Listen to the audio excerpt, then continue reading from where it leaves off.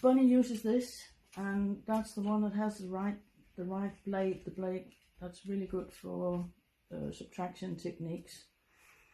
And the number of these blades when you order is 10404. Make sure when you order extra blades you get that one, because that's the stuff that works. The problem with it, in my opinion, is that I don't know if I can do it from this camera angle, but when you work with it, and when Bunny shows it on her video, which is recorded from the top down, you can't actually see the blade, and that means it's very difficult to see what angle and in what angle the blade and how it's turned, how the stroke is done. This lumpy thing here is just so much in the way. For me, it's in the way when I'm doing it. I think it's thick and uncomfortable, and it just doesn't go with precision work at all. I hate this handle. I love the blade, I hate the handle. So I thought there's got to be another way, and yes, there is. Before I got this one, I bought another version of the slice tool, which is the craft knife. It has a different blade. It's only sharp in one end. It's about yay long. It's very thin, and even though it has a rounded end like this one, because it's so thin, I found it very difficult to do anything but very, very thin, sharp hairlines. It didn't work for me at all, and it got blunt very quickly, so I gave it up. I can't show it to you because, yeah, I took it out ages ago, but it's the handle that's the main thing. So the blade is sitting here in a groove, just like the blade in an X-Acto knife, which you probably also know. So what you do is you unscrew this thing a bit here, and then here you have a groove that the blade was resting in, so I just took it away. And you can actually put, although it's thicker, you can put this blade into this handle, because this is just plastic, and you can even if maybe you need a little bit, you see, it's bendable, so you can make it a little bit of give, so you can fit in the nice blade.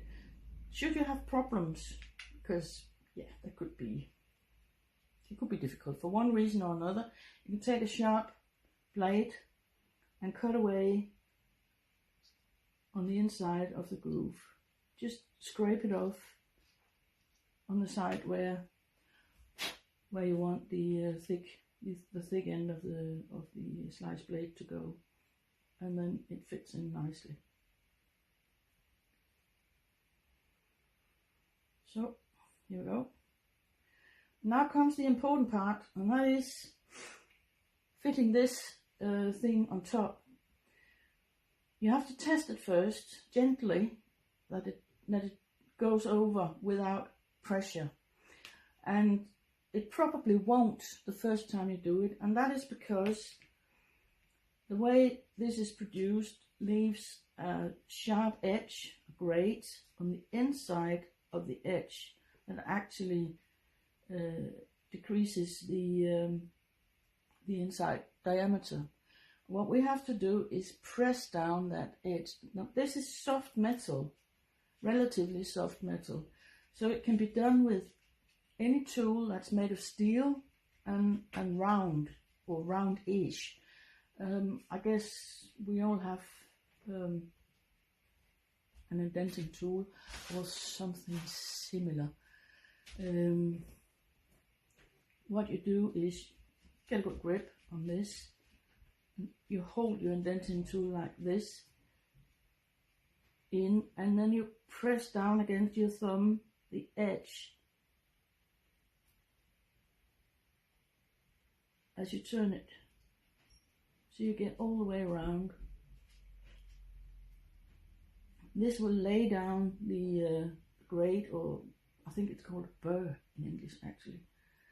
It will lay it down and give more space for your blade. So that's it.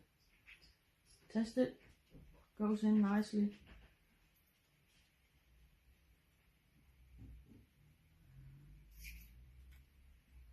And now you can fit it on up. Listen, that doesn't sound well.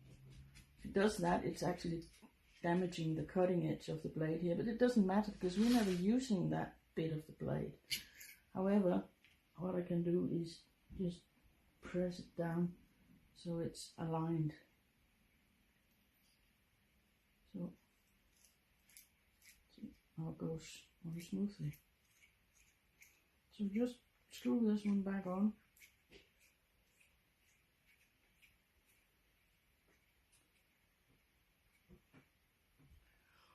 There'll be a bit of dust from the plastic. And here you go. Now you have a very nice handle, same thickness as a pencil, and with a good blading, and you can see what you're doing from all angles.